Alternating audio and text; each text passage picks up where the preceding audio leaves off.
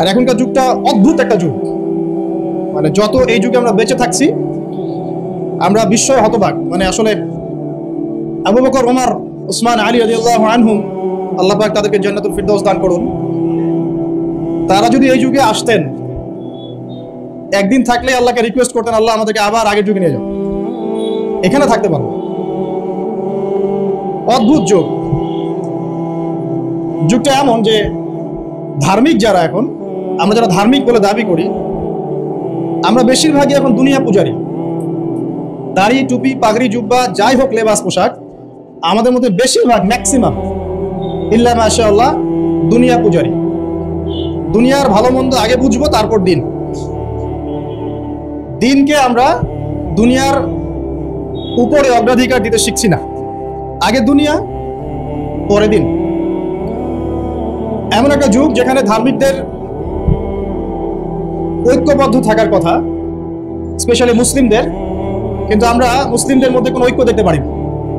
যতই ঐক্যের বলে আওড়াই না কেন, বাস্তবতা হচ্ছে এই যে আসলে এখানে ঐক্যের কোনো নামগন্ধ নাই, ঐক্যের কোনো নামগন্ধ নাই।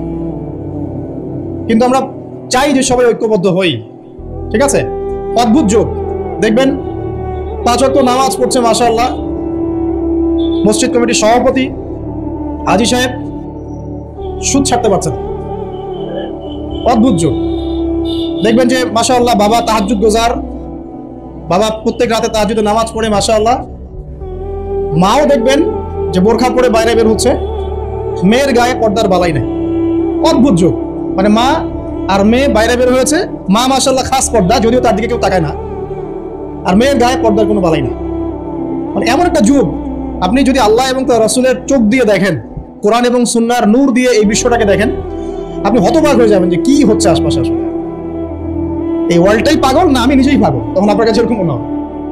তো এখন মনে হয় আমরা নিজেরাই মনে হয় পাগল, ওরাই মনে হয় সুস্থ।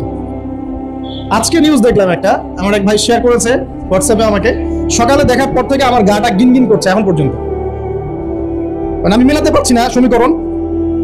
আর এই যখনই পড়তে বসছি বা আমল করতে যাচ্ছি, নামাজে দাঁড়াচ্ছি, ওই নিউজটাই মাথার মধ্যে বারবার ঘুরপাক খাচ্ছে। দেখলাম যে দীর্ঘকাল পর্যন্ত, একটা দীর্ঘ সময় পর্যন্ত একজন বাবা তার মেয়ের সাথে জেনা করে যাচ্ছে এবং সে হাতে নাতে আজকে ধরা পড়েছে। মানুষ তাকে গণপিটুনি দিচ্ছে। কোন একটা জেলার নাম বললো, আমি ঠিক মনে করতে পারছি না, মেবি পটুয়াখালী টাইপের কোন একটা জায়গা। তো একটু ভাবেন যে আসলে কোন জায়গায় আমরা আছি এখন। আমরা কি সুস্থ না বিশ্বটা সুস্থ? একজন বাবা কিভাবে একজন মেয়ের সাথে, যুবতী মেয়ের সাথে একটা লম্বা সময় পর্যন্ত শারীরিক সম্পর্ক মেনটেন করতে পারে? আর মিডিয়ার মাধ্যমে যখন এটা মানুষের কাছে প্রচার হচ্ছে, তখন মানুষের মধ্যে একটা চিন্তা আসছে যে আসলে এটাও হতে পারে। এবার কিন্তু এই পাপটা বাড়বে, কারণ মানুষ আগে ভাবতে ওটা হতে পারে না, এখন মানুষ জানলো যেটাও হতে পারে।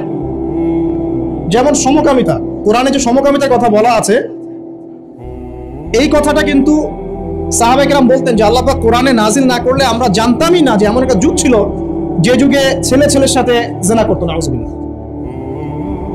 আর নবী সাল্লাল্লাহু আলাইহি ওয়াসাল্লাম বলেছেন, আমার উম্মতের মধ্যে আমি ভয় পাই কয়েকটা জিনিস, তার মধ্যে একটা হচ্ছে আমার উম্মত সমকামী হবে, আমার উম্মতের একটা অংশ সমকামিতায় লিপ্ত হবে, যেটা এখনকার ওয়ার্ল্ডের কিন্তু একটা মৌলিক সমস্যা। অলমোস্ট এভরি কান্ট্রিতে এদের সংখ্যা বাড়ছে ডে বাই ডে। আপনি হয়তো ভাবছেন যে আপনি 5 ওয়াক্ত নামাজ পড়েন, মাশাআল্লাহ, রোজা রাখেন, যাকাত দেন, ইসলামিক লাইফ মেনটেন করেন, বাইরের জগৎটাও এমন। আসলে ব্যাপারটা এমন না। বাইরের জগৎটা ডেঞ্জারাস, ডিসগাস্টিং, মানে একটা ডেভাস্টেটিং বাইরের জগৎটা। পাপ, পঙ্কিলতা, অশ্লীলতা, ফাহেশা, হারাম, ব্যভিচার, জিনা, সমকামিতা, সুদ, ঘুষ, দুর্নীতি, হত্যা, রাহাজানি, ডাকাতি, চুরি শব্দে ভর্তি বাইরের জগৎ। আর আমরা মসজিদে এসে 5 ওয়াক্ত সালাত আদায় করছি আর মনে করছি আমরা সেফ। যতক্ষণ বাইরের পরিবেশটাও ইসলামের আদলে গড়ে উঠবে না, ততক্ষণ পর্যন্ত আমাদের ব্যক্তিগত জীবনের ইবাদত, পারিবারিক জীবনের ইবাদত গুলো দীর্ঘ সময় পর্যন্ত সাস্টেইন করতে পারবে না। অদ্ভুত যুগ। ঘরে ঘরে দেখবেন পরকীয়া চলছে, ম্যাক্সিমাম ঘরে ঘরেই পরকীয়া। স্বামী স্ত্রীকে নিয়ে সন্তুষ্ট না, স্ত্রীও স্বামীকে নিয়ে সন্তুষ্ট। আগে যেমন ডায়মন্ড খুঁজে পাওয়াটা খুব রেয়ার একটা ব্যাপার ছিল, এখন একটা কুমারী মেয়ে খুঁজে পাওয়াটা রেয়ার ব্যাপার হয়ে গেছে। বিয়ে তো করেন নাই, করতে যান সামনে, আর যারা করেছেন তারা তো আমার কথা বুঝবেন। কারেন্ট জালেও যে জাটকা ধরা পড়তো, এখন আপনি ওই কি বলবো পবিত্রতার জাল দিয়ে সার্চ করেন, দেখেন কয়টা কুমারী মেয়ে খুঁজে পান।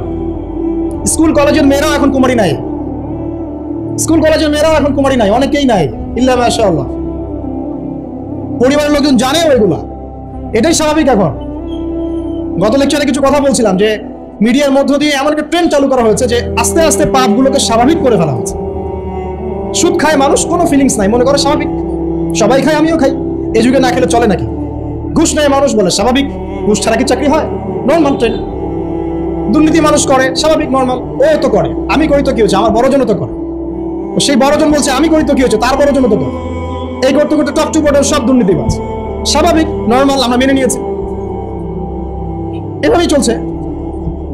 যুবকরা স্মোক করে, মাদক সেবন করে, নর্মাল, সব যুবকই তো করে, কলেজ ইউনিভার্সিটিতে আমি করলে কি সমস্যা?